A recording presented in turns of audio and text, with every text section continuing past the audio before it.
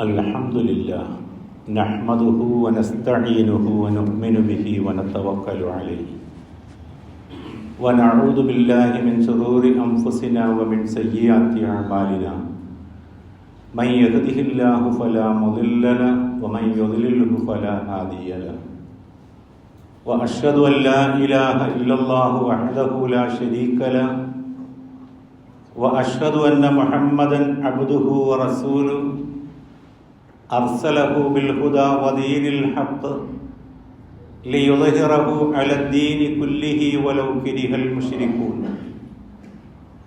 اللهم صل على محمد وعلى آل محمد كما صليت على إبراهيم وعلى آل إبراهيم إنك حميد مجيد اللهم بارك على محمد وعلى آل محمد كما باركت على إبراهيم وعلى آل إبراهيم إنك حميد مجيد أما بعد فإن أصدق الكتاب كتاب الله وخير السنن سنن محمد صلى الله عليه وسلم وشر الأمور محدثاتها وكل محدثة بدعة وكل بدعة ضلالة يا أيها الذين آمنوا أوصيكم أولا بتقوى الله أعوذ بالله من الشيطان الرجيم بسم الله الرحمن الرحيم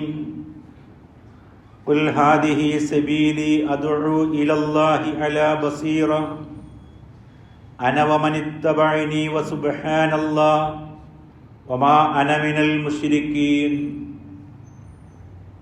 അള്ളാഹുവിൻ്റെ അടിമകളായ സഹോദരങ്ങളെ, അള്ളാഹുവിൻ്റെ വിധിവിലക്കുകൾ അനുസരിച്ച് ജീവിക്കാൻ എന്നെയും നിങ്ങളെയും ആദ്യമേ ഉണർത്തുകയാണ്, ഉപദേശിക്കുകയാണ്. അപ്രകാരം ജീവിച്ചു മരിക്കാൻ അള്ളാഹു നമ്മെ അനുഗ്രഹിക്കുമാറാകട്ടെ. നമ്മുടെ ജീവിതത്തിൽ ഭൗതികമായി ഉണ്ടായിട്ടുള്ള പുരോഗതികളും നേട്ടങ്ങളും നമുക്കെല്ലാവർക്കും വളരെ വ്യക്തമാണ്. കഴിഞ്ഞ 25 കൊല്ലം കൊണ്ട് ഭൗതിക മേഖലയിൽ നമ്മൾ ആർജിച്ചെടുത്തിട്ടുള്ള നേട്ടങ്ങൾ ഒരുപിടിയാണ്. ഒരു 30 കൊല്ലം മുമ്പ് നമ്മിൽ നിന്ന് വേർപിരിഞ്ഞു പോയ നമ്മളുടെ ബന്ധുമിത്രാദികളായ ആളുകൾക്ക് അല്ലെങ്കിൽ കാരണവന്മാർക്ക് വിഭാവനം ചെയ്യാൻ പറ്റാത്ത അത്രയും നേട്ടങ്ങൾ അവിടെ ഉണ്ടായിട്ടുണ്ട്. എന്നാൽ വിശ്വാസികൾ എന്ന നിലയിൽ നമ്മുടെ ആദർശ രംഗത്തും വിശ്വാസ രംഗത്തും ഈ കഴിഞ്ഞ 25 കൊല്ലം കൊണ്ട് നമുക്ക് എന്തു നേട്ടമുണ്ടായിട്ടുണ്ട് എന്നൊരു ആത്മപരിശോധന നമ്മൾ സ്വന്തം നിലയിൽ നടത്തുകയും മറ്റുള്ളവരെ അങ്ങനെ നടത്താൻ നമ്മൾ പ്രേരിപ്പിക്കുകയും ചെയ്യേണ്ടതുണ്ട്. ഇന്നത്തെ കാലഘട്ടത്തിൻ്റെ ഏറ്റവും വലിയ പ്രശ്നം എന്ന് പറയുന്നത് കൃത്യമായ റോൾ മോഡലുകൾ, മാതൃകയുള്ള ആളുകളെ നമുക്ക് സമൂഹത്തിൽ നഷ്ടപ്പെട്ടുകൊണ്ടിരിക്കുന്നു എന്നതാണ്. ഒരാളെ നമുക്ക് മാതൃകയാക്കി ചൂണ്ടിക്കാണിച്ചു കൊടുക്കാൻ ഇല്ലാത്ത വണ്ണം കുറ്റിയറ്റുപോയവരായി മാതൃകായോഗ്യരായ ആളുകൾ മാറിക്കൊണ്ടിരിക്കുന്നു. അവിടെയാണ് വിശ്വാസികൾ മാതൃകകളെ തിരിച്ചു പിടിക്കേണ്ടതിൻ്റെ ആവശ്യകത വരുന്നത്. നമ്മളെ കണ്ടു വളരുന്ന നമ്മുടെ മക്കൾ, അല്ലെങ്കിൽ സമൂഹത്തിലെ നമ്മേക്കാൾ പ്രായം കുറഞ്ഞ ആളുകൾ, അവർക്കൊക്കെയും ഒരു മാതൃകയായി നമുക്ക് മാറാൻ പറ്റുന്നുണ്ടോ എന്നതാണ്. KM മൗലവിയുടെ ആത്മകഥയിൽ, അബ്ദുൽ കരീം സാഹിബ് രചിച്ച ആത്മകഥയിൽ പറയുന്നുണ്ട്, സ്വാതന്ത്ര്യ സമരത്തിൻ്റെ ഭാഗമായി KM മൗലവിയെ, അദ്ദേഹത്തെ കണ്ടുകെട്ടാൻ അല്ലെങ്കിൽ പിടിച്ചുകെട്ടാൻ വേണ്ടി ബ്രിട്ടീഷ് പോലീസ് തയ്യാറാകുമ്പോൾ പരപ്പനങ്ങാടിയിൽ നിന്ന് അദ്ദേഹം കൊടുങ്ങല്ലൂരിലേക്ക് വള്ളത്തിലൂടെ അദ്ദേഹം യാത്ര പോവുകയാണ്. ചാവക്കാട് ചുങ്കത്ത് വെച്ച് പോലീസ് അവരുടെ വഞ്ചി തടയുന്നുണ്ട്. എവിടേക്കാണ് പോകുന്നത് എന്ന് ചോദിക്കുമ്പോൾ ഈ വള്ളം ഊന്നുന്ന ആൾ പറയുന്നുണ്ട് പാടൂരിലേക്കാണ് പോകുന്നത്. ഇപ്പോൾ പോലീസുകാരെ സംശയം തോന്നാതെ അവരത് പോകാൻ പറയുമ്പോൾ KM മൗലവി അയാളോട് ചോദിക്കുന്നുണ്ട്, എന്തിനാണ് നീ പാടൂരെന്ന് പറഞ്ഞത്? നമ്മൾ കൊടുങ്ങല്ലൂർക്കല്ലേ പോകുന്നത്? അയാൾ പറയുന്നത്, ഞാൻ ഓർക്കാതെ എൻ്റെ നാട് പാടൂരാണ്, പെട്ടെന്ന് പറഞ്ഞു പോയപ്പോൾ അങ്ങനെ പറഞ്ഞതാണ്. അദ്ദേഹത്തോട് KM മൗലവി പറയുകയാണ്, എങ്കിൽ ആദ്യം പാടൂരിലേക്ക് പോകട്ടെ. പറഞ്ഞ വാക്ക് ഏറ്റവും നിർണായകമായൊരു സന്ദർഭത്തിലാണെങ്കിൽ പോലും പാലിക്കണമെന്നത് കൃത്യനിഷ്ഠയുള്ള ആളുകളാണ്. ഇതേ കെ എം മൗലവിയുടെ തന്നെ ചരിത്രത്തിൽ ഒരു സംഭവം കൂടി പറയുന്നുണ്ട്, നമ്മുടെ വിഷയവുമായി ബന്ധപ്പെട്ടത് കൊണ്ട് പറയാണ്. അദ്ദേഹത്തെ സന്ദർശിക്കാൻ വേണ്ടി യാഥാസ്ഥികനായൊരു പണ്ഡിതൻ, പിൽക്കാലത്ത് അദ്ദേഹം നമ്മുടെ പരിഷ്കരണ പ്രസ്ഥാനത്തിലേക്ക് കടന്നു വരികയുണ്ടായിട്ടുണ്ട്. തൻ്റെ മുമ്പിൽ വൈരിയായിട്ടുള്ള, തൻ്റെ പ്രതിയോഗിയായിട്ടുള്ള ഒരു പണ്ഡിതനെ കാണാൻ സന്ധ്യാസമയത്ത് അദ്ദേഹത്തിൻ്റെ വീട്ടിലെത്തുകയാണ്. എന്നിട്ട് അവരുമായി സംസാരിച്ചു, പരിചയപ്പെട്ടു. സന്ധ്യയായപ്പോൾ അദ്ദേഹം പറഞ്ഞു, ഇനിയിപ്പോൾ ഇവിടുന്ന് പോകാൻ വണ്ടിയൊന്നും കിട്ടില്ല, അതുകൊണ്ട് തന്നേക്കാൾ ഏറെ പ്രായം കുറഞ്ഞ അദ്ദേഹത്തോട് സ്നേഹപൂർണ്ണമായി അദ്ദേഹം പറയുന്നു, ഇവിടെ കഴിഞ്ഞോളൂ, രാവിലെ സുബഹി കഴിഞ്ഞ് പോകാമെന്ന്.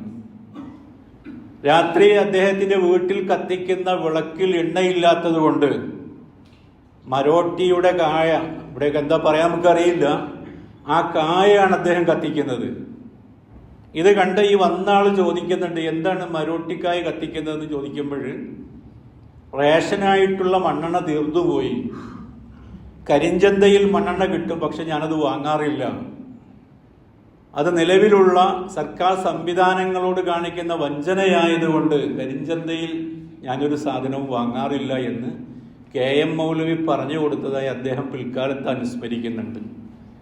പറഞ്ഞെന്താ വെച്ചാൽ, നമ്മൾ പ്രതിയോഗികളായി കാണുന്ന ആളുകളിൽ പോലും ഉണ്ടായിട്ടുള്ള നിർണായകമായ ഘട്ടത്തിൽ പോലും അവരൊക്കെ കാത്തു സൂക്ഷിച്ചിട്ടുള്ള ജീവിത മാതൃകകളും മര്യാദകളുമാണ് പറഞ്ഞത്.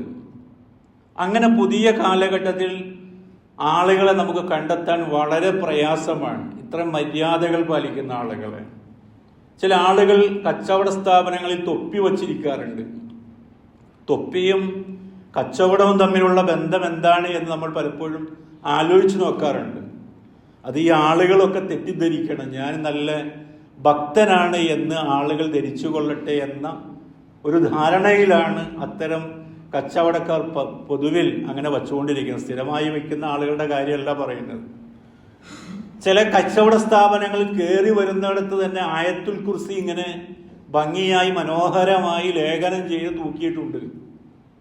വന്ന് കാണുന്ന ആളുകൾ ഈ ആയത്തുൽ കുർസി കാണുമ്പോൾ ആള് വളരെ കൃത്യമായിരിക്കും, നല്ലവനായിരിക്കും, കച്ചവടത്തിലൊക്കെ 100% നീതിയും സത്യസന്ധതയായിരിക്കും വിചാരിക്കും. പക്ഷേ അങ്ങനെ കാണുന്ന മിക്ക കച്ചവടങ്ങളിലുമൊക്കെയും ആ ഒരു സത്യസന്ധത, കൊടുക്കൽ വാങ്ങൽ നമ്മൾ കാണുന്നില്ല എന്നതാണ്. അപ്പൊ പറഞ്ഞു വരുന്നത്, ഈ ഒരു മാതൃകയുടെ വലിയ കുറവുകൾ സമൂഹത്തിൽ അനുഭവിക്കുന്നുണ്ട് എന്നതാണ്. ഞാൻ ആമുഖമായി നിങ്ങളുടെ ശ്രദ്ധയിൽ കേൾപ്പിച്ചത്. എവിടെയാണ് മാറ്റമുണ്ടാകേണ്ടത് എന്നതിൻ്റെ അകക്കാമ്പാണ് പറയുന്നത്. ഖുർആനിലെ 12-ാമത്തെ അധ്യായം സൂറ യൂസുഫിലെ 108-ാമത്തെ വചനമാണ്. ആ വചനത്തിലൂടെ അള്ളാഹുവിൻ്റെ പ്രവാചകനോട് അള്ളാഹു പറയുകയാണ്, കുൽ പറയുക പ്രവാചകന്, ഹാദിഹി സബീലി, ഇതാണ് എൻ്റെ മാർഗം, എൻ്റെ മാർഗം ഇതാകുന്നു, അദ്ഉ ഇലല്ലാ, ഞാൻ നിങ്ങളെ അള്ളാഹുവിലേക്ക് ക്ഷണിക്കുകയാണ്, അലാ ബസീറത്തിൻ, ഉൾക്കാഴ്ചയുള്ളവനായി. ഈ മാർഗത്തിൻ്റെ സവിശേഷതയും ഇതിൻ്റെ പ്രത്യേകതയും ഇതിൻ്റെ വിലയും നിലയും ഒക്കെ മനസ്സിലാക്കിക്കൊണ്ടാണ് ഞാൻ നിങ്ങളെ ക്ഷണിക്കുന്നത്. അനവമനിത്തബഴനി, ഞാനും എന്നെ പിൻപറ്റിയവരും അങ്ങനെ തന്നെയാണ്. അത് മനസ്സിലാക്കിക്കൊണ്ടാണ് ഈ ആദർശത്തിലേക്ക് ഞങ്ങൾ കടന്നു വന്നിട്ടുള്ളത് എന്ന് പ്രഖ്യാപിക്കാൻ പ്രവാചകനോട് അള്ളാഹു പറയുകയാണ്. വസുബ്ഹാനല്ലാഹ്, അള്ളാഹു പരിശുദ്ധൻ. വമാ അനമിനൽ മുശ്രിക്കീൻ, ഞാൻ അവനിൽ പങ്കുചേർക്കുന്ന ആളുകളുടെ കൂട്ടത്തിൽ പെട്ടവനല്ല എന്നും പറയാനാണ് അള്ളാഹു പറയുന്നത്. അവിടെ പ്രത്യേകമായി പറഞ്ഞിട്ടുള്ള വാക്കാണ് ഈ തബുസിറത്ത് എന്നുള്ളത്. ഉൾക്കാഴ്ച എന്നാണ് ആ വാക്കിന് നേർക്ക് നേരെ അർത്ഥം. കാഴ്ച എന്ന് പറയുന്നത് ജീവലോകത്തെ എല്ലാ ജന്തുക്കൾക്കും ഉള്ളതാണ്. അതിൽ സവിശേഷമായ കാഴ്ചയാണ് നമ്മൾ തബുസിറത്ത് എന്ന് പറഞ്ഞത്. എന്താണ് മറ്റു ജീവികളുടെ കാഴ്ചയും നമ്മുടെ കാഴ്ചയും തമ്മിലുള്ള വ്യത്യാസമെന്ന് നമ്മൾ വിച്ഛേദിച്ച് മനസ്സിലാക്കുമ്പോഴാണ് അതിൻ്റെ പ്രത്യേകത മനസ്സിലാക്കാൻ സാധിക്കുക.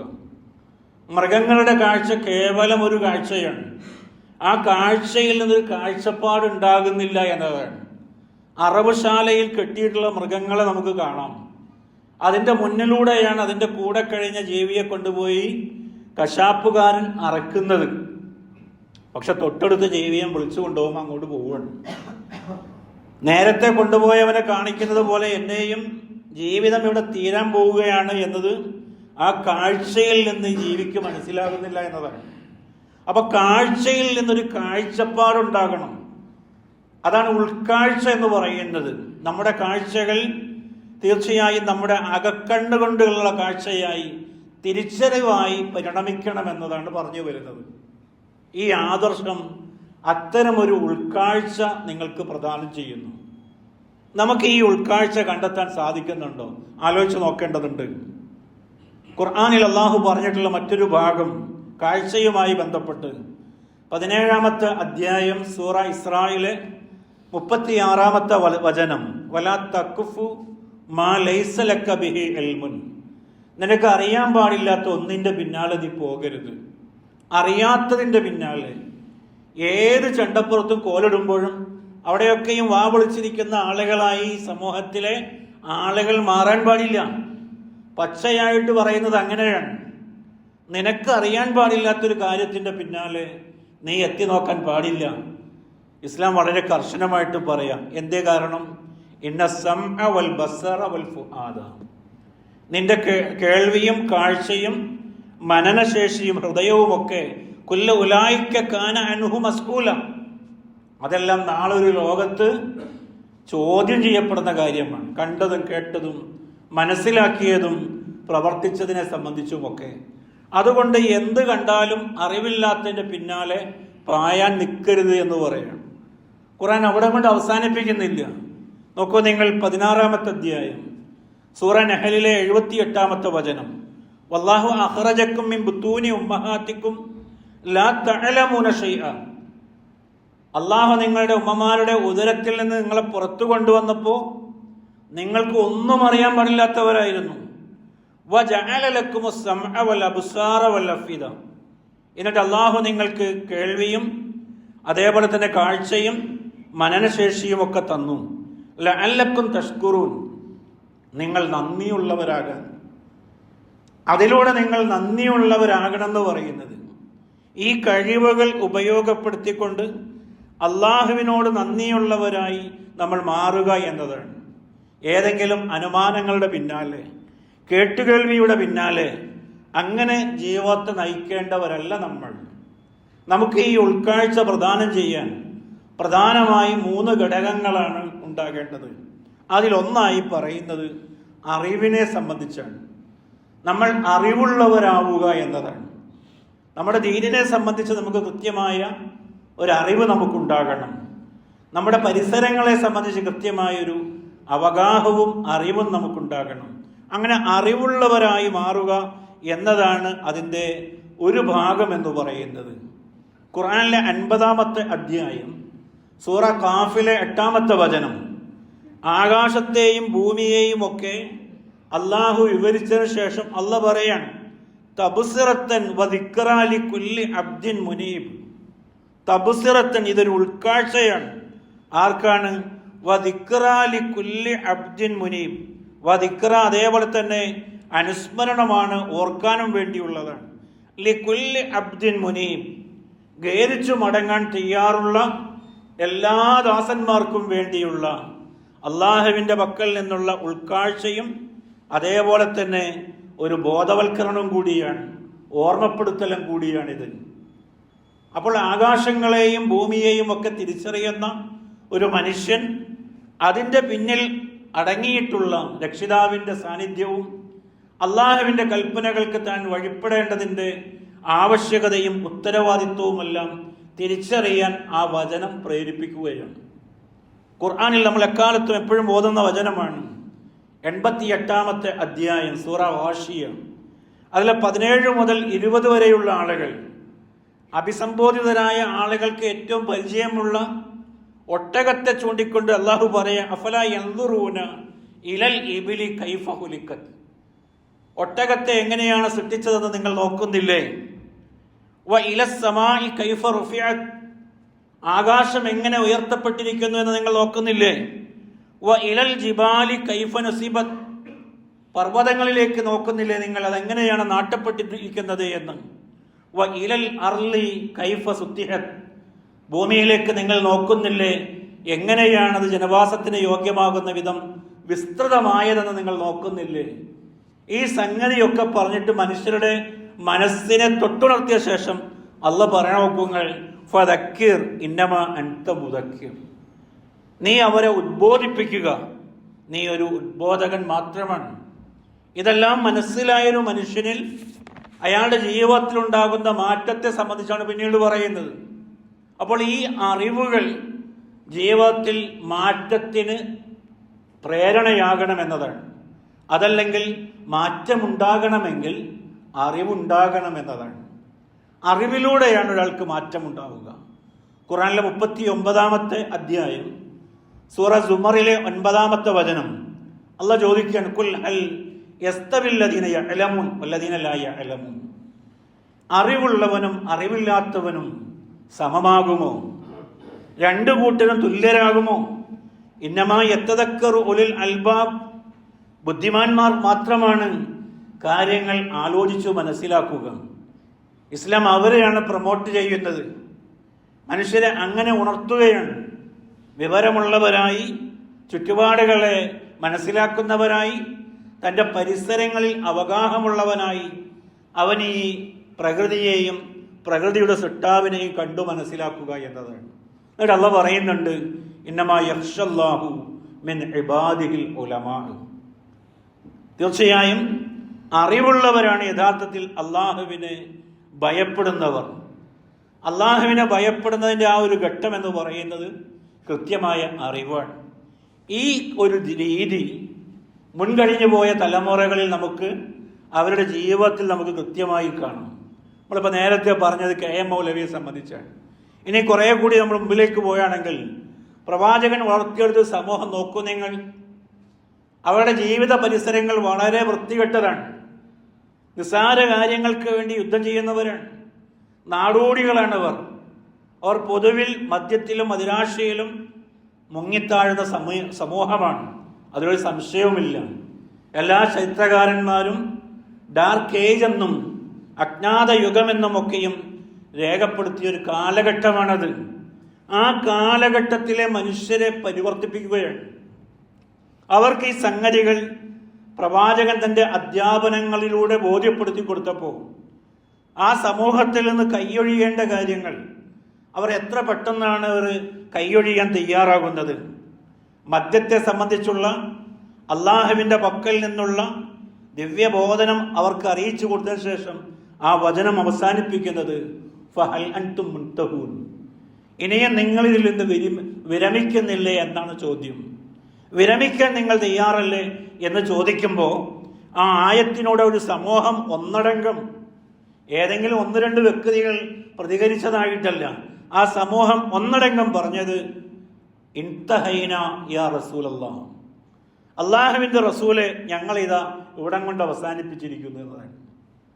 അതിൻ്റെ പിന്നീടുണ്ടാകുന്ന ഇമ്പാക്റ്റുകൾ ആലോചിച്ചുകൊണ്ട് ഇനി നമ്മൾ നാളെ എന്ത് കച്ചവടം ചെയ്യും, നമ്മുടെ കുട്ടികളെ എങ്ങനെ പോറ്റും, അവരുടെ ചെലവുകളൊക്കെ എങ്ങനെ വഹിക്കും എന്ന് ആലോചിച്ച് അതുകൊണ്ടൊരു മനപ്രയാസപ്പെട്ട് എങ്ങനെയെങ്കിലും ജീവിക്കണമല്ലോ, അതുകൊണ്ട് ഇത് ഉണ്ടാക്കിയത് തീരട്ടെ എന്നുള്ളൊരു സമീപനം പോലും അവർ വച്ചു പുലർത്തിയില്ല എന്നതാണ്. മനസ്സിലായി ഉടനെ അത് അംഗീകരിച്ചു എന്നതാണ്. അല്ലെങ്കിൽ അള്ളാഹുവിൻ്റെ പക്കൽ നിന്ന് ഉപേക്ഷിക്കാനുള്ള കൽപ്പന വന്നപ്പോൾ ഒരു സമൂഹം ഒന്നടങ്കം ഉപേക്ഷിക്കാൻ തയ്യാറായി എന്നതാണ്. മക്കയിൽ നിന്ന് മദീനയിലേക്ക് ഹിജറ പോയ ആളുകൾ അതിനുശേഷമാണ് നമ്മൾ വിവരിക്കുന്ന വിസ്തൃതമായിട്ടുള്ള ഹിജാബിൻ്റെ വചനമെന്ന് നമ്മളൊക്കെ അറിയപ്പെടുന്ന സ്ത്രീകൾ അവരുടെ വസ്ത്രങ്ങൾ മാടത്തിലേക്ക് താഴ്ത്തിയിടണമെന്നുള്ള കർശനമായ കൽപ്പന വരുന്നത്. ഉടുതുണിക്ക് മറുതുണിയില്ലാതെ പോയിട്ടുള്ള ആളുകളാണ് അവർ.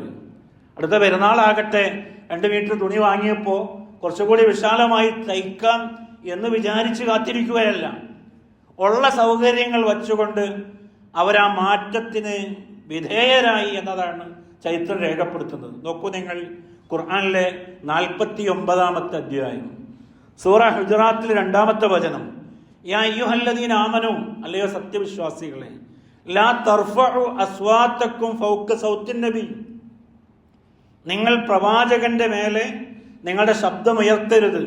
പ്രവാചകന്റെ ശബ്ദത്തേക്കാൾ ഒച്ചയിട്ട് നിങ്ങൾ സംസാരിക്കരുത്. വലാ തജ്ഹറു ലഹു ബിൽ ഖൗലി കജഹരി ബഅലികും ലിബഅലിൻ.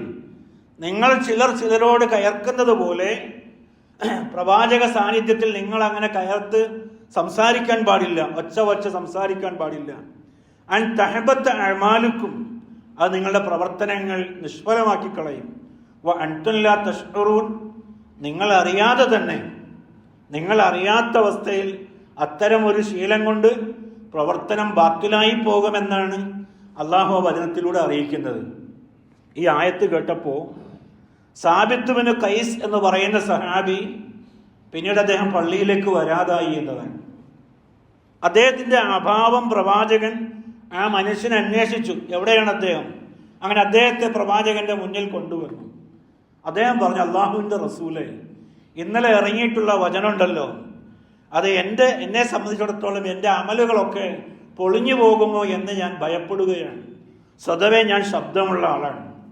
അങ്ങയോട് സംസാരിക്കുമ്പോൾ അതൊന്നും മാനിക്കാതെ ഞാനിങ്ങനെ സംസാരിച്ചു പോകും. അതുകൊണ്ട് ഭയന്നിട്ടാണ് പ്രവാചകരെ ഞാൻ പള്ളിയിലേക്ക് വരാത്തത് എന്ന്.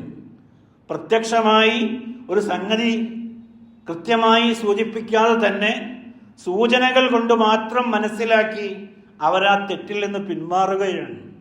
നോക്കൂ നിങ്ങൾ, നമ്മൾ എത്രയാണ് കേൾക്കുന്നത്. വിരോധിച്ച കാര്യങ്ങൾ, ഏഷണി പാടില്ല, പരദൂഷണം പാടില്ല, അന്യരെ ദുഷിച്ചു പറയാൻ പാടില്ല, കളവ് പറയാൻ പാടില്ല എന്നൊക്കെ ഇനി അറിയാൻ ആരാണ് ഇനി വഴത് പറയേണ്ടത്? അതൊക്കെ നമ്മൾ കേട്ട് മനസ്സിലാക്കിയിരിക്കുന്നു കുഞ്ഞുനാളിൽ തന്നെ. പക്ഷെ ജീവിതത്തിൽ ഈ തെറ്റുകൾ നമുക്ക് ഒഴിവാക്കാൻ പറ്റുന്നുണ്ടോ എന്നാലോചിച്ച് നോക്കൂ. നമ്മുടെ അറിവുകൾ നമ്മെ മാറ്റുന്നുണ്ടോ? അവിടെയാണ് നമ്മൾ ചിന്തിക്കേണ്ടത്. അതേ അധ്യായത്തിലെ 12-ാമത്തെ വചനം ഇങ്ങനെയാണ്, വലാ യഅ്തബ ബഅ്ലുക്കും ബഅ്ള, നിങ്ങൾ ചിലരിൽ ചിലരെ പരദൂഷണം പറയരുത്. അയുഹിബ്ബു അഹദുക്കും, നിങ്ങൾക്ക് ഇഷ്ടമാണോ എന്ന് ചോദിക്കുന്നത്. അയഅകുല ലഹ്മ അഖീഹി മൈത, നിങ്ങളുടെ സഹോദരൻ മരിച്ചു കിടക്കെ അയാളുടെ പച്ചമാംസം പറിച്ചു തിന്നാൻ നിങ്ങൾ ഇഷ്ടപ്പെടുന്നുണ്ടോ? അല്ല ചോദിക്കുകയാണ്. ഫകരിഹ്തുമു, ഒരു ഉത്തരം അല്ല എന്ന് പറയുക, എന്നാൽ നിങ്ങളത് വെറുക്കും. പക്ഷെ ആ പണി നിങ്ങൾ വെറുക്കും. എന്നാൽ ഒരു മനുഷ്യന്റെ അഭിമാനത്തെ പിച്ചുചീന്താൻ, ഒരാളുടെ അഭാവത്തിൽ അയാൾക്ക് ഇഷ്ടമില്ലാത്തത് പറയലാണ് പരിദൂഷണമെങ്കിൽ ആ കല നമ്മൾ ഒഴിവാക്കിയിട്ടുണ്ടോ ജീവിതത്തിൽ? നലച്ചോക്കൂ. അപ്പൊ എന്തു പരിവർത്തനമാണ്, എന്തു മാറ്റമാണ് നമ്മിൽ ഉണ്ടാകുന്നത്? നമ്മുടെ അറിവുകൾ നമ്മളെ മാറ്റിപ്പണിയാൻ പൂർവികർക്ക് മാറ്റമുണ്ടാക്കിയതുപോലെ ഒരു മാറ്റത്തിന് നമ്മെ പ്രേരിപ്പിക്കുന്നുണ്ടോ? ആലോചിക്കേണ്ടതുണ്ട്. ഇമാം മാലിക് ഉദ്ധരിക്കുന്ന ഒരു വചനം എങ്ങനെയാണ്, ഇയ്യാക്കും വല്ലന്ന, ഊഹം നിങ്ങൾ സൂക്ഷിക്കണം. ഫഇന്നല്ലന്ന അക്ദബുൽ ഹദീസ്, ഊഹങ്ങൾ മിക്കതും ഏറ്റവും വലിയ വ്യാജമാണ്, കള്ളവാർത്തയാണ്. ഒരാളെപ്പറ്റി ഞാനിങ്ങനെ ഊഹിക്കുന്നത് ശരിയായിക്കൊള്ളുന്നില്ലല്ലോ. 10,000-ൽ 1 മാത്രമേ ശരിയാവാൻ സാധ്യതയുള്ളൂ. 9,999 തെറ്റാകാനേ സാധ്യതയുള്ളൂ. അതുകൊണ്ടാണ് വ്യാജവാർത്തയാണ് എന്ന് അല്ലാഹുവിന്റെ റസൂല് പറഞ്ഞത്. വലാ തജസ്സസു, നിങ്ങൾ ചാരപ്പണി ചെയ്യരുത്. വലാ തഹസ്സസു, നിങ്ങൾ ആളുകളുടെ തെറ്റുകുറ്റങ്ങൾ അറിയാൻ വേണ്ടി ചുഴിഞ്ഞന്വേഷിക്കരുത്. വലാ തനാഫസു, പരസ്പരം നിങ്ങൾ മാത്സര്യത്തോടുകൂടി പെരുമാറരുത്. വലാ തഹാസദു, അസൂയ വച്ചു പുലർത്തരുത്. വലാ തബാഗദു, പരസ്പരം കോപിക്കരുത്. വലാ തദാബറു, പുറംതിരിഞ്ഞ് നിൽക്കരുത്.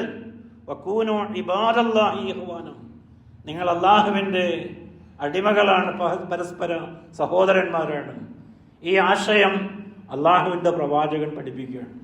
ഇതെങ്ങനെ മനസ്സിലാക്കിയിട്ട് ഞാൻ അറിയാതെയോ അറിഞ്ഞോ എൻ്റെ ഇന്ന സഹോദരനോട് വളരെ മോശമായി പെരുമാറിയിട്ടുണ്ട് എന്ന് മനസ്സിലാക്കി ഞാൻ മരിച്ചു പോകേണ്ടവനാണ്. നാളെ റബ്ബിൻ്റെ കോടതിയിലേക്ക് ഈ ആരോപണവുമായി നടക്കേണ്ടി വരുന്നൊരവസ്ഥയെ ആലോചിച്ച് ആരാണ് തുറന്നു പറയുക? ആലോചിച്ച് നോക്കാവുന്നതാണ്. അറിവുകൾ ഒരു മാറ്റമില്ലാത്തവരായി, അത് മൃഗയാ കേൾവിയായി, ആടും പോത്തും എരുമയുമൊക്കെ കാണുകയും കേൾക്കുകയും ചെയ്യുന്നത് പോലെയുള്ള ഒരു പ്രക്രിയയായി നമ്മുടെ അറിവുകൾ മാറുന്നതിനെ പറ്റിയാണ് ആദ്യത്തിൽ ഞാൻ നിങ്ങളെ ഉണർത്തിയത്. വളരെ ഗൗരവമാണ്. അതുകൊണ്ട് അറിവിനനുസരിച്ച് മാറാൻ തയ്യാറാവുക എന്നതാണ്. മാറ്റത്തിന് നമ്മൾ സ്വയം തയ്യാറാവുക. രണ്ടാമത്തെ ഭാഗമാണ് നമ്മൾ മരിച്ചു പോകേണ്ടവരാണ് എന്നുള്ള ബോധമുണ്ടാവുക എന്നത്. അല്ലേ? നമ്മുടെ ജീവിതം ഒന്ന് ആലോചിച്ചൊക്കെ. ശരിക്കൊരു വിഡ്ഢികളുടെ മാതിരി നമ്മൾ അധികം ആൾക്കാരും 50 കൊല്ലം നമ്മളിങ്ങനെ ലക്കും ലഗാനുമില്ലാതെ ഓടുകയാണ്. എന്താണ് ആ ഓട്ടത്തിൻ്റെ ലക്ഷ്യം? ദുനിയാവ് പിടിച്ചടക്കൽ തന്നെയാണ്. നെപ്പോളിയൻ്റെ ദേശാടന സൈന്യവ്യൂഹം പോലെ നമ്മളിങ്ങനെ ദുനിയാവുമായിട്ടിങ്ങനെ കെട്ടിമറിയാണ്. അതിങ്ങനെ പരമാവധി ശേഖരിച്ചു കഴിഞ്ഞു. 50 കഴിഞ്ഞാൽ പിന്നെ അസുഖങ്ങളായി. പിന്നെ നമ്മുടെ പണി എന്താണ്? ഈ ശേഖരിച്ചു വച്ചതൊക്കെ കൊണ്ട് ശരീരം നിലനിർത്തുക, ആരോഗ്യം നിലനിർത്തുക എന്നതാണ്. ആ പണികളാണ് ശരാശരി ഒരു മലയാളി ഇപ്പോൾ ചെയ്തുകൊണ്ടിരിക്കുന്നത്. നമുക്ക് പഠിക്കാവുന്നതാണ്, ആലോചിച്ച് നോക്കാവുന്നതാണ്. ഇതിനിടയിലാണ് നമ്മുടെ വിയോഗം എന്ന് പറയുന്നത്, നമ്മൾ ഇവിടുന്ന് പോകേണ്ടി വരുന്നത്. ആ പോക്കിലേക്ക് വേണ്ട എന്തൊരു ഒരുക്കമാണ് നമുക്കുള്ളത്. അവിടെ നമ്മൾ വലിയ വിഡ്ഢികളായി പോവുകയാണ്. പ്രധാനപ്പെട്ട സംഗതികളൊക്കെ നമ്മൾ മറന്നുകൊണ്ട് ദുനിയാവിന് വേണ്ടി കുറേ കെട്ടിമറിഞ്ഞ് ശരീരമാകെ ശോഷിച്ച് രോഗത്തിൻ്റെ അടിമകളായി തീരുമ്പോൾ പിന്നെ രോഗത്തിൽ നിന്ന് രക്ഷപ്പെടാനുള്ള പണിയായി പോവുകയാണ്. ഇതിനിടയിൽ അവനവൻ്റെ ലക്ഷ്യത്തെ സംബന്ധിച്ച് മറന്നു പോകുന്നു. നോക്കൂ നിങ്ങൾ, ഇമാം ദൈലമി ഉദ്ധരിക്കുകയാണ്. പ്രവാചകൻ പറഞ്ഞു, ഒരാളിൽ 4 കാര്യങ്ങൾ ഒത്തിട്ടുണ്ട് എങ്കിൽ അയാൾ ദുനിയാവിനോട് പ്രതിബദ്ധതയുള്ളവനാണ്, അല്ലെങ്കിൽ ദുനിയാവിനെ പ്രേമിക്കുന്നവനാണ്, ദുനിയാവിൻ്റെ ഉപാസകനാണ് എന്ന് നമുക്ക് തിരിച്ചറിയാൻ കഴിയും. അതിങ്ങനെയാണ്: മൻ അസ്ബഹ വദ്ദുനിയ ഹബ്ബൻ ലാ യൻഖതിഉ മിൻഹു അബദൻ വശുഗ്ലൻ. ഒരാളുടെ മനസ്സിൽ ആശങ്കയും ജോലിയും ഒഴിഞ്ഞ ഒരു സമയവും ഇല്ലാതിരിക്കുക. ശരാശരി ഒരു മനുഷ്യന്റെ അവസ്ഥയെ പറഞ്ഞത്. ടെൻഷൻ ഒഴിഞ്ഞിട്ട് നേരമില്ല. ഒരു കാര്യത്തിന് വിളിച്ചാൽ വരാൻ സമയവുമില്ല. ജോലിയാണ്, പണിയാണ്, കച്ചവടമാണ്, എല്ലാവരും ശരാശരി പറയേണ്ടതാണ്. ഇതൊക്കെ ഒഴിഞ്ഞിട്ടൊരു സമയം നമുക്കൊന്ന് ഇരിക്കണ്ടേ? അതിന് ആർക്കാ സമയമുള്ളത്? ഏത് കാര്യത്തിനാണ് നമ്മളങ്ങനെ ഒരുങ്ങിക്കെട്ടി പുറപ്പെട്ട് നമ്മൾ പോയിരിക്കുന്നത്? അങ്ങനെ ഒരു അവസ്ഥ 24 മണിക്കൂറും തികയാത്തവരായി നമ്മൾ മാറിപ്പോവുകയാണ്. പ്രവാചകൻ പറഞ്ഞത് ദുനിയാവിൻ്റെ ഉപാസകനെ സംബന്ധിച്ചാണ്. ലാ യത്തഫറഉ മിൻഹു അബദ. അയാൾക്ക് ഒഴിഞ്ഞിരിക്കാൻ സമയം കിട്ടുന്നില്ല. മറ്റൊരു പ്രശ്നമാണത്. സ്വന്തക്കാരൊരു കാര്യത്തിന് അയാൾ പോവില്ല. സ്വന്തം വീടുകളിൽ കുടുംബബന്ധം ചേർക്കാൻ അയാളില്ല. മക്കളുടെ കാര്യത്തിന് വേണ്ടി അവർ പഠിക്കുന്ന സ്ഥാപനത്തിലേക്കോ അവരെ പഠിപ്പിക്കുന്ന അധ്യാപകരെ കാണാനോ ഈ മനുഷ്യന് സന്മനസ്സോ സമയമോ ഇല്ല. രസകരമായ ഒരു അനുഭവം. ഒരു ക്ലാസ്സിൽ ഒരു എസ്സേ കോമ്പറ്റീഷൻ നടത്തുകയാണ് അധ്യാപിക. അവനവൻ്റെ കുടുംബത്തെ സംബന്ധിച്ച് 3 പേജിൽ കവിയാതെ വിവരിക്കുക എന്നതാണ്. അങ്ങനെ കുട്ടികൾ വാശിയോടുകൂടി ആ കോമ്പറ്റീഷനിൽ പങ്കെടുത്തു. അവരെല്ലാവരും നല്ല ഒരു ഉപന്യാസം തയ്യാറാക്കി. അതിൽ 1, 2, 3 ഒക്കെ കിട്ടിയ കുട്ടികളെ പ്രത്യേകമായി സമ്മാനമൊക്കെ നൽകി അഭിനന്ദിച്ചു. 1ാം സമ്മാനം കിട്ടിയ കുട്ടിയെ അവൻ്റെ രക്ഷിതാവിന് സ്കൂളിലേക്ക് വിളിപ്പിക്കുകയാണ്. ആവേശപൂർവ്വം അദ്ദേഹം ചെന്നു. കഴിവതുപോലെ അദ്ദേഹത്തിന് സമയമൊന്നുമില്ല, എന്നാലും ടീച്ചർ നിർബന്ധം കൊണ്ട് ചൊല്ലാണ് ആ ഉപന്യാസം വായിക്കാൻ കൊടുത്തു. ആ വീട്ടിലുള്ള പുച്ചക്കുട്ടിയുണ്ട്, പട്ടിക്കുട്ടിയുണ്ട്. എല്ലാത്തിനെ സംബന്ധിച്ചും ഏറ്റവും രസകരമായി വൈക്കം മുഹമ്മദ് ബഷീറിൻ്റെ പാത്തുമ്മയുടെ ആട് പോലെ ഏറ്റവും ഭംഗിയായി തന്നെ ഈ കുട്ടി വിവരിച്ചിട്ടുണ്ട്. അതെല്ലാം വായിച്ചിട്ട് ആ കുട്ടിയുടെ പിതാവായി മനുഷ്യൻ വളരെ സന്തോഷം കൊള്ളുകയാണ്. പക്ഷെ ടീച്ചർ ചോദിക്കുകയാണ്, ഇതിൽ നിങ്ങളെവിടെയാണ്? ഉപന്യാസം 3 പേജ് കഴിഞ്ഞിട്ടും ഇവന് ജന്മം നൽകിയ പിതാവിന് ഒരു വരി പോലില്ല. എന്തേ കാരണം? ആ കുട്ടിയും പിതാവും തമ്മിൽ അത്രേ ബന്ധമുള്ളൂ. ഇവന് ഉറങ്ങിയ ശേഷമാണ് പിതാവ് വീട്ടിൽ വരിക. ഇവന് ഉറക്കമടങ്ങുന്നതിന് മുമ്പ് തന്നെ പിതാവ് പോകുന്നുണ്ട്. ഒരല്പസമയം പോലും അതിനു വേണ്ടി പോലും ചെലവഴിക്കാൻ പറ്റാത്തവരായി നമ്മൾ മാറിപ്പോവുകയാണ്. അപ്പോൾ അതാണ് നിങ്ങളെ പ്രത്യേകമായി വിളിക്കാൻ കാരണമെന്ന് ടീച്ചർ പറഞ്ഞപ്പോഴാണ് അദ്ദേഹത്തിൻ്റെ കുറവ് അദ്ദേഹത്തിന് മനസ്സിലായത്. അല്ലാഹുവിൻ്റെ റസൂല് പറയാം, ദുനിയാവിൻ്റെ ഉപാസകനായി നമ്മൾ മാറുമ്പോൾ നമ്മൾ മനസ്സിലാക്കേണ്ട ഒരു കാര്യം, അള്ള നിശ്ചയിക്കാത്ത ഒരു നയാ പൈസ നിങ്ങളുടെയോ എൻ്റെ കയ്യിലില്ല. അത് ഉറപ്പിച്ചുകൊള്ളും. നമ്മളെ വിശ്വാസമാണ് ഒരു ഭാഗത്ത്. എന്നാൽ നമ്മുടെ വിചാരം എന്ന് പറയുന്നത് ഞാനിങ്ങനെ ചവിട്ടിപ്പിടിച്ച് പോയില്ലെങ്കിൽ എനിക്കത് നടക്കില്ല എന്നതാണ്. അത് വെറും തോന്നൽ മാത്രമാണ്. അധ്വാനത്തിനെ ആരും നിരുത്സാഹപ്പെടുത്തുന്നില്ല, പരമാവധി ശ്രമിക്കുന്നത് തന്നെ. പക്ഷേ ചെയ്യേണ്ട കടമകൾ അതിൻ്റെ മേലെയാണ് എന്ന് ഓർക്കാൻ നമുക്ക് സാധിക്കേണ്ടതുണ്ട്. മൂന്നാമത് പ്രവാചകൻ പറഞ്ഞു, വഫക്റൻ ലാ യബ്ലഉ ഇനാഹു അബദ. ഒരു മനുഷ്യനെ എപ്പോഴും ഇല്ലായ്മ, ആവശ്യക്കാരനായി, ദാരിദ്ര്യം അവൻ്റെ കൂടെ പിറപ്പാവുക, ഐശ്വര്യമില്ലാതിരിക്കുക. വലിയ വലിയ സമ്പന്നരാണ് എന്ന് വിചാരിക്കുന്ന ആളുകളോട് നമ്മളൊരു പൊതുവായ കാര്യത്തിന് വേണ്ടി ചെന്നാൽ അവരുടെ മറുപടി എന്താണ്? അവർ ഈ ഇൻകം ടാക്സിൽ നിന്നൊക്കെ വന്ന ഉദ്യോഗസ്ഥരോട് സംസാരിക്കണ പോലെ നമ്മളോട് പറയാം, ഈ കൊല്ലം വളരെ മോശമായിരുന്നു. പൊതുവെ കച്ചവടക്കാരൊക്കെ വളരെ മോശമാണ്, നമ്മളൊക്കെ എങ്ങനെ അഡ്ജസ്റ്റ് ചെയ്ത് പോവാണ്. ഇതൊക്കെ കേട്ടാൽ നമ്മളെന്തെങ്കിലും നമ്മൾ കൊടുക്കുമോ? ഒന്നും കൊടുക്കില്ല എന്ന് അയാൾക്കറിയാം. പിന്നെ എന്താണ് അയാൾ പറയുന്നത്? ഒരു പക്ഷേ അയാൾ സത്യസന്ധയായിരിക്കാം, പ്രയാസം കൊണ്ട് പറയണതായിരിക്കാം. പക്ഷെ ഒരു പ്രയാസമായി, ഒരു സ്ഥിരം പല്ലവിയായി നമ്മിൽ വരുന്നുണ്ട് എങ്കിൽ നമ്മൾ മനസ്സിലാക്കേണ്ടത് നമ്മൾ നമ്മുടെ കടമകളെ വിസ്മരിച്ചു പോകുന്നു എന്നുള്ളതാണ്. നമ്മുടെ ഈ ഓട്ടം നമുക്ക് ഐശ്വര്യമുണ്ടാക്കുന്നില്ല, മറിച്ച് ദാരിദ്ര്യം തന്നെയാണ് നമ്മെ കുടിയിരുത്തുന്നത്. അത് മൂന്നാമത്തെ ലക്ഷണമായി പറഞ്ഞതാണ്. നാലാമത് പ്രവാചകൻ പറഞ്ഞത്, ഒരിക്കലും അവസാനിക്കാത്ത ആഗ്രഹങ്ങൾ, പ്രതീക്ഷയാണ് നമ്മളെ മുന്നോട്ട് നയിക്കുന്നത്. പക്ഷെ ഇയാള് അറ്റമില്ലാത്ത ആഗ്രഹങ്ങളുടെ പിന്നാലെ പായുകയാണ്, ഒന്നിൽ നിന്ന് മറ്റൊന്നിലേക്ക്. ഒരു സംഗതി കിട്ടി കഴിയുമ്പോൾ അതിനേക്കാളും അപ്പുറമാണ് അവിടെ നിന്ന് പറയുമ്പോൾ ഇത് വിട്ട് ചങ്ങട് ചാടുകയാണ്. അങ്ങനെ ആ ചാട്ടത്തിനിടയിൽ, അറ്റമില്ലാത്ത ഓട്ടത്തിനിടയിലാണ് ഇയാൾ പിന്തിരിഞ്ഞ് അള്ളാഹുവിൻ്റെ അടുക്കിലേക്ക് പോകേണ്ടത്. ആലോചിച്ച് നോക്കൂ, ഈ ഒരു അവസ്ഥ ദുനിയാവിൻ്റെ പൂജകനായി ഞാനും നിങ്ങളും മാറരുത് എന്നതാണ് പറയുന്നത്. ഒരു തിരിച്ചുപോക്കിനെ സംബന്ധിച്ച് ആലോചിക്കണം.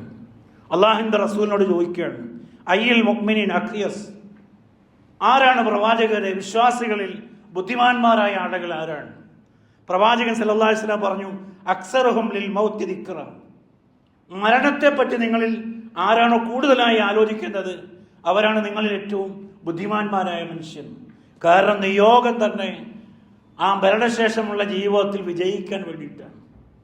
ആ സംഗതി മാത്രം നമ്മൾ ഓർക്കാനില്ല, ബാക്കിയുള്ളതിലൊക്കെ നമ്മൾ കണ്ണിങ്ങാണ്. എങ്കിൽ ലക്ഷ്യം മറന്നവരാണ് നമ്മൾ, അവിടെ ചിന്തിക്കുന്നവനാണ്, അതിനെപ്പറ്റി കൂടുതലായി ഓർക്കുന്നവനാണ് നിങ്ങൾ ഏറ്റവും ബുദ്ധിമാനായ മനുഷ്യൻ. അയാൾ എന്ത് ചെയ്യുന്നു? ആ തിരിച്ചുപോക്കിന് വേണ്ടിയുള്ള ഒരുക്കം അയാൾ വളരെ ക്രമമായി തന്നെ ചെയ്തുകൊണ്ടിരിക്കുന്നു.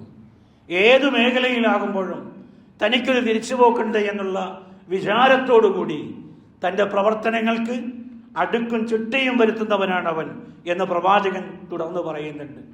മൂന്നാമതായി, നമ്മിലുള്ള മാറ്റത്തിന് നമ്മെ പ്രേരിപ്പിക്കേണ്ട ഏറ്റവും അടിസ്ഥാനപരമായൊരു ഭാഗം എന്ന് പറയുന്നത് നമ്മളെ ഒന്ന് വിചാരണ ചെയ്യണമെന്നുള്ളതാണ്. പ്രസംഗിക്കുന്ന ഞാനും അത് കേൾക്കുന്ന നിങ്ങളും നമ്മൾ ഒറ്റയ്ക്കായി നമ്മളെ ഒന്ന് പരിശോധിക്കുക. ഖുർആനിലെ 21-ാമത്തെ അധ്യായം സൂറ അംബിയ ആരംഭിക്കുന്നത് ഇഖ്തറബ ലിന്നാസി ഹിസാബുഹും, മനുഷ്യർക്ക് അവരുടെ വിചാരണ വളരെ അടുത്തിരിക്കുന്നു. വഹും ഫീ ഗഫ്ലത്തിൻ മുഅരിദൂൻ, എന്നാൽ അവർ അശ്രദ്ധരായി അവഗണിച്ചു കളയുകയാണ്. ആ വിചാരണയെപ്പറ്റി ആത്മാർത്ഥമായി ആലോചിക്കാൻ ഒരാൾക്കും സമയമില്ല, അവരതിനെ അവഗണിച്ചു കളയുന്നു. മഹാനായ ഉമറുൽ ഫാറൂഖ് റളിയല്ലാഹു അൻഹു പറയാൻ, ഹാസിബു ഖബ്ല അൻ തുഹാസബു, വിചാരണയ്ക്ക് മുമ്പായി നിങ്ങൾ നിങ്ങളെയൊന്ന് സ്വയമൊന്ന് വിചാരണ ചെയ്യുക. വസിനു അഅ്മാലൻ ഖബ്ല അൻ തൂസിനു, നിങ്ങളുടെ കർമ്മങ്ങൾ അള്ളാഹു അവൻ്റെ പക്കലുള്ള തുലാസിൽ തൂക്കുന്നതിന് മുമ്പായി നിങ്ങൾ സ്വയം ഒന്ന് തൂക്കി കണക്കാക്കി നോക്കുക. വളരെ കൃത്യമായ ഒരു ആവശ്യമാണ്. ഒരുവനിൽ മാറ്റമുണ്ടാക്കാൻ ഈ പോക്ക് പോയാൽ പോരല്ലോ, ഇങ്ങനെ പോയാൽ ജീവിതം എവിടെയെത്തുമെന്നൊരു ഉൾവിളി ഉണ്ടാകാൻ സ്വയം ഒരു പരിശോധന അനിവാര്യമാണ്. നോക്കൂ നിങ്ങൾ, അള്ളാഹുവിൻ്റെ റസൂല് പറഞ്ഞതായി തിർമിദി ഉദ്ധരിക്കുന്ന ഹദീസ്, 4 കാര്യങ്ങളിൽ സമാധാനം പറയാത്തവൻ നാളെ പരലോകത്ത് അവൻ്റെ കാലടികൾ അനങ്ങാൻ അള്ളാഹ് സമ്മതിക്കുകയില്ല. നമ്മൾ കേട്ട വചനമാണ്. എന്തൊക്കെയാണോ പറഞ്ഞത്? ഏറ്റവും ആദ്യമായി പറഞ്ഞത് അള്ളാഹുവിൻ്റെ അടുക്കൽ അവൻ്റെ ആയുസ്സിനെ സംബന്ധിച്ചാണ്. അൻ ഉമരി ഫീമാ അഫ്നാഹു, എവിടെയാണ് ഈ ആയുസ് തുലച്ചു കളഞ്ഞത് എന്നതാണ്. വ അൻ ഇൽമിഹി, അറിവിനെ സംബന്ധിച്ചാണ് രണ്ടാമത്. മാതാ അമില ബിഹി, എന്ത് പഠിച്ചു എന്നതല്ല, പഠിച്ചതിനനുസരിച്ച് എന്ത് പ്രവർത്തിച്ചു എന്നതാണ്. ഒരുപാട് യോഗ്യതകളും ഒരുപാട് ബിരുദമൊന്നുമില്ല, പക്ഷെ കുറച്ച് കാര്യങ്ങളെ പഠിച്ചിട്ടുള്ളൂ. പക്ഷെ ആ പഠിപ്പനുസരിച്ച് എന്തു പ്രവർത്തിച്ചു എന്നതാണ്. ഖുർആൻ 30 അല്ലെങ്കിൽ 30 ജുസും പൂർണ്ണമായും അവതരിച്ച് പൂർത്തിയാക്കുന്നതിന് മുമ്പ് എത്രയോ സഹാബിമാർ മരിച്ചു പോയിട്ടുണ്ട്. ഖുർആൻ ഒരാവർത്തി പോലും പൂർണ്ണമായും വായിക്കാത്തവർ, ഖുർആനിലെ 10 അധ്യായം മാത്രം അറിയുന്ന ആളുകൾ. പക്ഷെ അവരിലൊക്കെ ഉണ്ടായ മാറ്റം എന്ന് പറയുന്നത് കേട്ടതിനനുസരിച്ച് പഠിച്ചതിനനുസരിച്ച് പ്രവർത്തിച്ചു എന്നതാണ്. നമ്മുടെ പ്രശ്നമെന്ന് പറയുന്നത് നമുക്ക് പരന്ന അറിവുകൾ എമ്പാടുമുണ്ട്, പക്ഷെ പ്രവർത്തനങ്ങൾ തുലം കുറവാണ് എന്നതാണ്. മൂന്നാമതായി പറഞ്ഞത് മാലിഹി, അവൻ്റെ ആ സമ്പത്തിനെ സംബന്ധിച്ച് ചോദിക്കും. മിൻ ഐനക്തസബ, എവിടെ നിന്നാണത് സമ്പാദിച്ചത്? വഫീമ അൻഫക്ക, എവിടെയാണത് ചെലവഴിച്ചത് എന്നതാണ്. അതേപോലെ തന്നെ പിന്നീട് അവൻ്റെ യുവത്വത്തെ സംബന്ധിച്ച്, ആയുസ്സിനെ സംബന്ധിച്ച് പ്രത്യേകമായും അതേപോലെ തന്നെ യുവത്വത്തെ സംബന്ധിച്ച് വളരെ പ്രത്യേകമായും ചോദിക്കുകയാണ്. ഈ യുവത്വം എവിടെ കൊണ്ടുപോയി തുലച്ചു കളഞ്ഞു എന്നത്. സഹോദരങ്ങളെ, നമ്മൾ നിർവഹിക്കുന്ന ഏറ്റവും പ്രധാനപ്പെട്ട ഒരു കർമ്മം നമസ്കാരമാണ്. അതിൽ പോലും വളരെ പ്രതിബദ്ധതയുള്ളവരായി ഇത് അള്ളാഹുവിന് സമർപ്പിക്കുന്നതാണ് എന്ന ആ താല്പര്യത്തോടു കൂടി, മനസ്സറിഞ്ഞുകൊണ്ട്, ഇഖ്ലാസോടുകൂടി നിർവഹിക്കാൻ നമ്മിൽ എത്ര പേർക്ക് കഴിയുന്നുണ്ട്? ആലോചിച്ച് നോക്കണം. ഇതൊരു മാറ്റത്തിൻ്റെ ഹേതുവായി, കാരണമായി മാറേണ്ടതുണ്ട്. 3 കാര്യങ്ങളാണ് പറഞ്ഞത്. ഒന്ന്, നമ്മുടെ അറിവുകൾ കൃത്യമാക്കണം, ആ അറിവിനനുസരിച്ച് പ്രവർത്തിക്കാൻ സന്നദ്ധമാകണം. 2, നമ്മൾ ഇവിടുന്ന് തിരിച്ചു പോകുന്നവരാണ് എന്നുള്ള കൃത്യമായ ബോധം നമുക്കുണ്ടാകണം.